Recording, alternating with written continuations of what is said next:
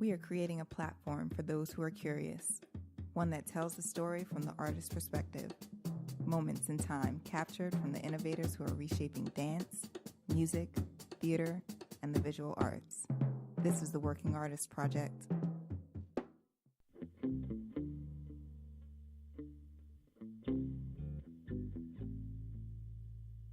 There's a limit to your love.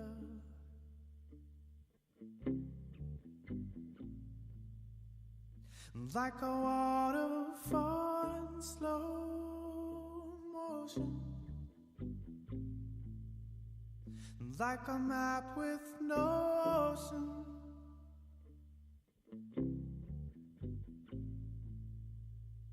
There's a limit to your love, your love, your love, your love.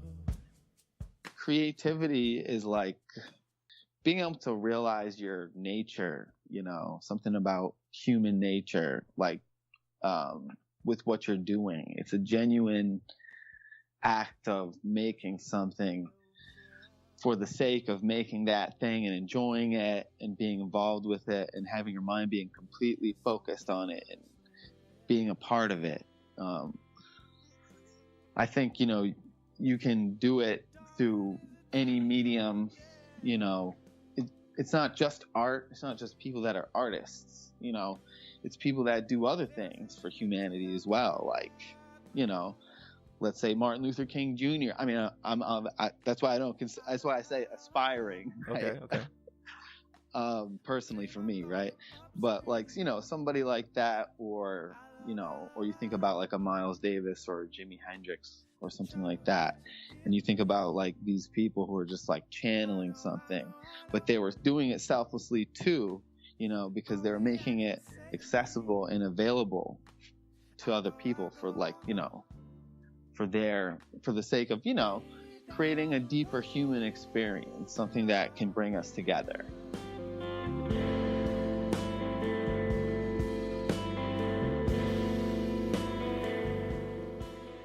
Tom Larsen is my guest today, and he's a really good friend of mine.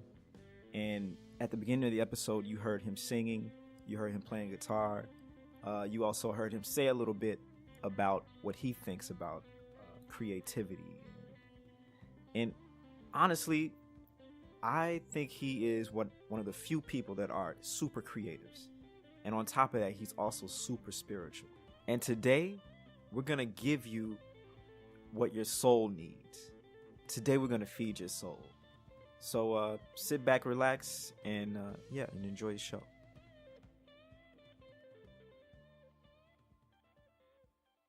When I was listening to this record, Loving and Losing, Mm-hmm. right? It felt, first I was like, damn, this record is fucking amazing. But it's amazing because every song feels honest. Yeah, thanks. You know what I mean? I appreciate that. I think they are. I think so. But sometimes when you're creating art, it can be influenced by by maybe something more popular that's going on, or maybe you need to do this one thing 'cause you need to make money. Or it can be influenced by a plethora of different energies. How do you keep that away from your process? Well, that's called spiritual materialism. You know what I mean? That's where materialism gets in the way of your spirituality. And so for me, music is like a process, a spiritual process. Like I say, it's some shit you have to keep trying every day. You have to keep trying to get better at it through your life and just sticking with it. And you get to progressively deeper and deeper levels. But in order to do that, you have to be genuinely committed to that process, and just letting it play out the way that it plays out and not trying to do too much to control it, but just trying to be more. I remember that I was at Pete Malinverni's gig on this past Wednesday at Mestro that he plays on Wednesdays. Mm-hmm. And he was talking about, he said it was just while he was, playing his gig, he was like, yeah, like we're just trying to be vessels, and by the way, it was killing, you know. Right. And he was like, yeah, we're just trying to be vessels for, and I think that's the truth. I think you have to try to, it's more of a process of discovery or something than it is you're making something all on your own. Because if you focus on the fact that you're making it, then it gets in the way, you know. When you get to that level that you're on, where you're like, okay, I'm attempting to be this vessel, this spiritual being that's like, you know, exuding this energy of creativity and positivity, but then you have this other thing where the ego comes in. It's like, well, am I successful? Right. Or am I not successful? Right. Do I have money? Exactly. Do I have the prettiest girl? Like, right. How exactly. how are you balancing that? Like, how do you know? Like, maybe your music is honest, but no one cares. Does that mean you're unsuccessful? Well, you know, one thing is that we tend to judge ourselves based on the present moment sometimes, and we measure ourselves based on the things that we've done in the past as well. But what we don't know is what we will be in the future. You know, so there's really no reason to judge ourselves, you know, at any point, you know. And also those other things, like I said, those are ways that I think have been institutionalized, like those questions of, especially within our culture here in America, like, am I successful, blah blah blah, all those things that you just listed. Right. Those are things that have all been, I believe, institutionalized to weaken us. Weaken the masses of people from becoming more aware spiritually and get to have deeper experiences, you know. So it's like, for example, making that sacrifice of having financial security as being a musician, you know. Right. But, you know, I think I realized when I grew up that I was influenced by the fact that my parents are both ministers, you know, and they're both brilliant people, but they took jobs in small Lutheran churches while we were growing up, you know, and that's, you know, so I had that as an example of, like, you know, you you don't need to base your decisions in life around financial security and money and stuff, because, you know, what you learn and what they say in church is that God is going to take care of you, you know. Right. So yeah, man. And that's how I was raised, you know. Right. No, I dig that. You know, I think it's interesting because, first of all, I don't necessarily believe in financial security, just because, like, sure, I don't know if such a thing exists, because it doesn't actually. Yeah. It doesn't. You're right. And, you know, and sometimes, like you said, like, that can stop you from doing the one thing that you were put here to do by the universe, by God, you know, whatever you want to call it. And we can't live our life based in fear. Right. That's right. So. Yes. That's right. There's way too much of that going around these days. Right. Exactly. Wow. Man, I want to get into... Anyways. Enough of all that. I want to get into more detail about your band, The People versus Larsen. Like, how did the band come about? And, you know, we know how the name came about, but how did you form the band? And how would you describe the music? The band really formed, I guess it was like October of 2011. And with Dave Tedeschi and Dylan Shamat, that was back. And we started playing at Sleep No More all the time at that time. And we played there together for about 5 years. Every weekend on Fridays and Saturdays at 2 a.m. But that was a really fun gig. Gave us a chance to really, like, just get tight, you know, and in sort of a club atmosphere, you know. At that time, we recorded our first album, I guess the next year, which we recorded. I wanted to do it old school, so, you know, we recorded onto tape and mixed it all analog, no computers, until we converted it into a CD, you know. Like, we'd already mastered it analog. Wow. Yeah.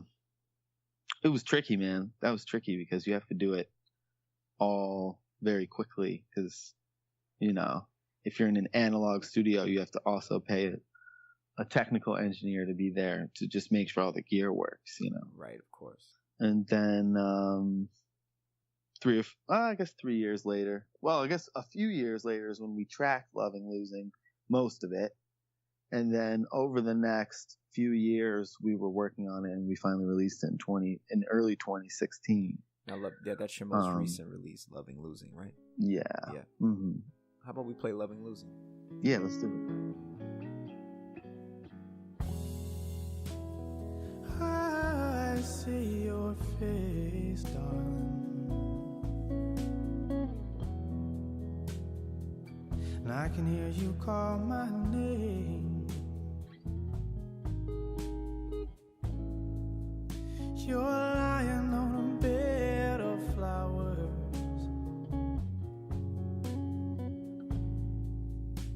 and I'm standing out in the rain.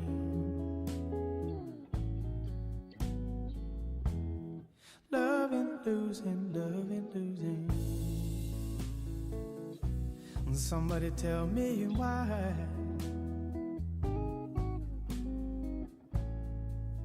You know time goes by too fast for me, as the years go passing by. And sometimes I can't sleep now, darling, and I stay up late at night.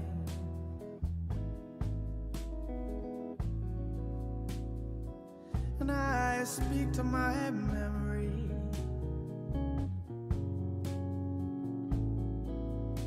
about the times that have passed me by. I said they passed me by, and I know they passed me by.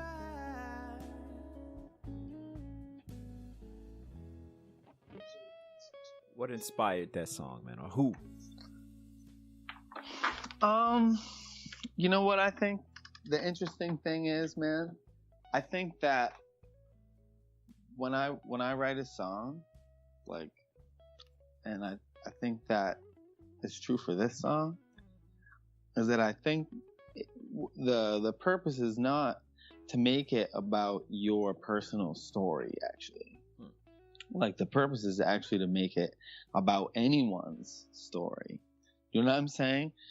So it's like, for me, when I write a song, I kind of think songs, you know, they're like stories, you know, or like a good story. Like if you read a good book, you know, it's its own place. It's its own reality. You know, the characters are in their own complete separate, you know, right, reality. They stand alone.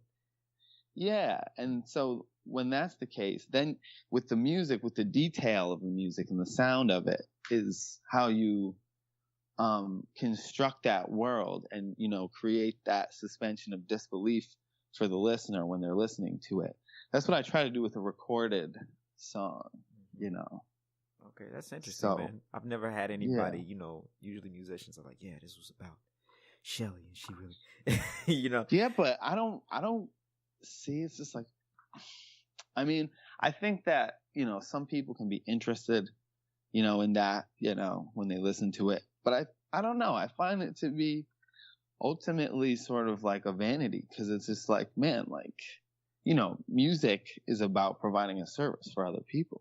You know, when you're performing and playing songs and shit, it shouldn't be about you, you know. Right. Yeah, that's it, because, man, it allows your listener, and it allows them to be like, oh, wow, like to get inside of the music and relive their own experiences. It should feel like them, not like, you know, it should feel like an experience of themselves, really. Right. Ultimately. Wow. Yeah, man. Yeah. Yeah, I like that. Well, either way it goes, you've captured that feeling or that emotion of being, you know, like losing that love, that one thing. Yeah. Or that one person that you really cared about. And sure. Yeah, man, you nailed that. So we all know at least you lost somebody Thanks, at one man. point, man. You know, because you couldn't have conveyed that without also experiencing it, right? Man, I've lost more than one person. You know what I mean? Mm-hmm. And so has everyone, and so will everyone. You know. That's the truth. I hate to laugh about it, but no, it's just true. It's like, you know, right. It's like just keep living if you haven't, right? Right. Exactly. Just wait. Just wait. You know? Yeah, man. So what's the hardest choice that you've ever had to make in your life? I don't know, because maybe you would say like choosing to be a musician or something, but I don't know. I ever felt like I ever made that decision, you know, like I said. From when I was like 12 or 13, you know, I knew that was what I wanted to do, so I never really had to make that much of a decision there. I only applied to 2 colleges, you know. I guess what I do is I don't give myself another option. I just like, all right, this is what I have to do. I'm just gonna hope I can do it, you know. That's funny, man. It reminds me of when I joined Ellis's band, you know, and we were talking about backup plans, and he was like, well, right. If you have a backup plan or a fallback plan, he said, if you have a fallback plan, then you're gonna fall back on it. Probably. And I said, God damn, that's, you know, like that's some serious advice. It's like, well, focus on what you want to do and do it. Right. Like your fallback plan. See, here's the thing about being a musician is that you can always just work harder, you know. Right. You need to make more money. Well, at least in New York, you know. Yeah. You need to make more money. You can find ways to just work harder and do it. Exactly. So it's different than having a job that has a salary or an hourly wage where you just get what you get. You know, at least we kind of have the opportunity you can always find different ways to make money as a musician. There's like a million different ways. Right. You just have to find them. Exactly. Like that, but I think that's the one thing that frightens people is because yes, you are on the hook. It's like if you wake up in the morning, your guitar is sitting next to you, and you say, you know what? I'm not touching this guitar. Then you wake up 3 months later, you haven't touched your guitar in 3 months, and then you also haven't had any gigs in 3 months, and you also can't pay your rent. There's no boss to blame. Right. You gotta like. That's right. Oh wait a minute. Right. I gotta make some changes in my life because I'm setting myself up for. But that's what's deep about it, you know, because that's one thing is people. You know, I mean, you're kind of. It's kind of a trade-off, I guess, but at the same time, like you get the opportunity to do that, and that is a path of basically, you know, needing to improve yourself and deal with the shit that you're going to have to deal with in your life, no matter what, you know? Right. It's like, how do I realize my potential, you know? Right. I like to sometimes think about, okay, to keep myself focused and to keep myself moving forward, like what to keep myself like just, you know, keep things in perspective, so to speak. I like to think about like what things are gonna matter when I'm dying, when I'm on my deathbed. Right. And I'm curious what those things are for you. Well, I think that in that moment, I would hope that I live my life according to the things that I believe, you know what I mean? Like my actual principles and, you know, the knowledge that I have as a human. You know, I hope that I lived up to that, you know what I mean? Like I put into practice, you know, my beliefs basically. Because I feel like if I was dying and I knew I didn't, you know, you'd really experience regret in that moment. But life is like a constant.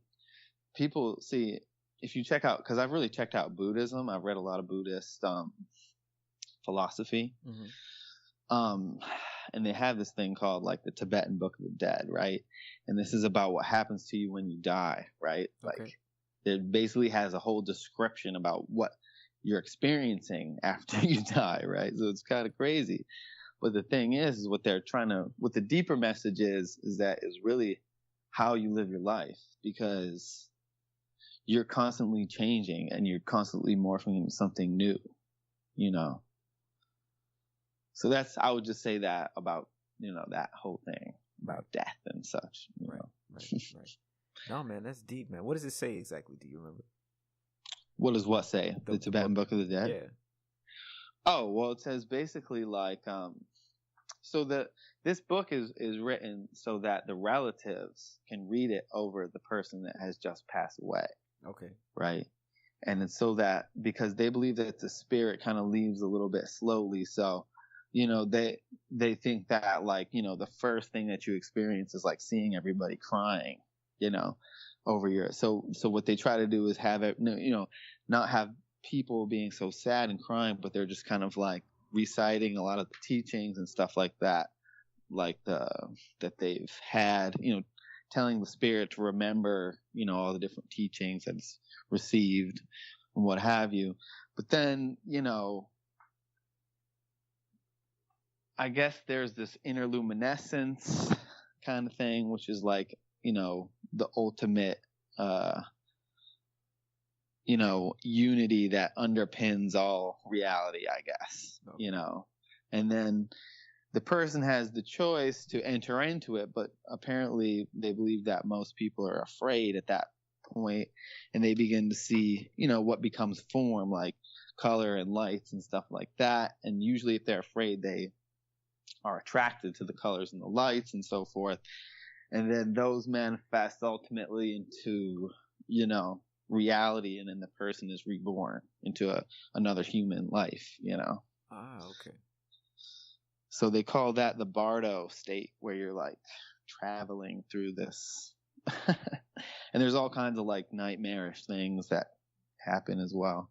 Oh wow. So it's not all flowers and roses, No, I think there's like gods that come along with like a bunch of heads and axes, and they're ready to chop you into little pieces and things like that.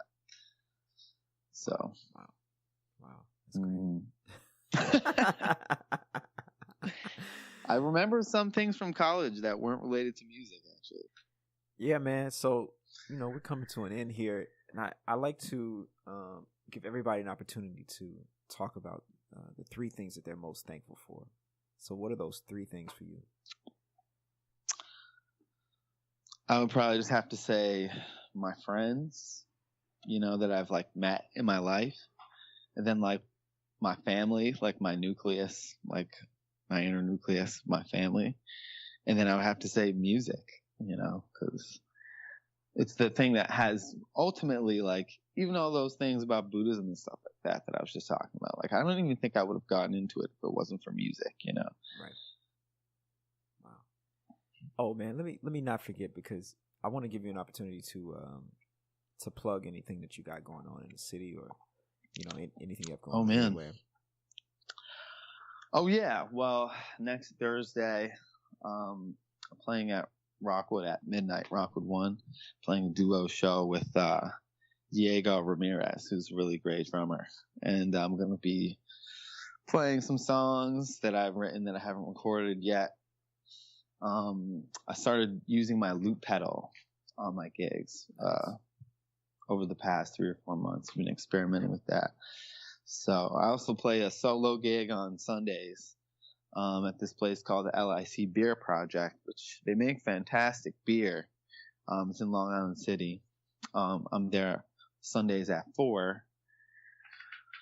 Other than that, also I just started learning recording engineering, man. So if you need you need somebody to track and mix some stuff. Actually, I just started basically a situation with the LIC Beer Project, where I can take selected people and we can shut the place down and do sort of a live recording there. You're going to see Wayne's videos come out soon, which we tracked and mixed there. So you can see for yourself. Like, wow, great. So, especially for you, Darian, because, I know you may have some things that you might want to do. Yeah, man, that's actually. But check it out. Okay. Yeah. Yeah, check it out. That's what I like, bro. This was fun, man. Thanks for coming. All right, Darian, man. Thanks for having me, bro. I appreciate it, man. Yeah, bro. Hey, guys. Thanks for tuning in to the Working Artist Project. Before you go, I'd like you to do a few more things. Don't forget to like and subscribe to this podcast, and check out what else I'm doing via my website, DarianDouglas.com. It would also be amazing if you checked out my Patreon page. I'll leave the link in the description. Later.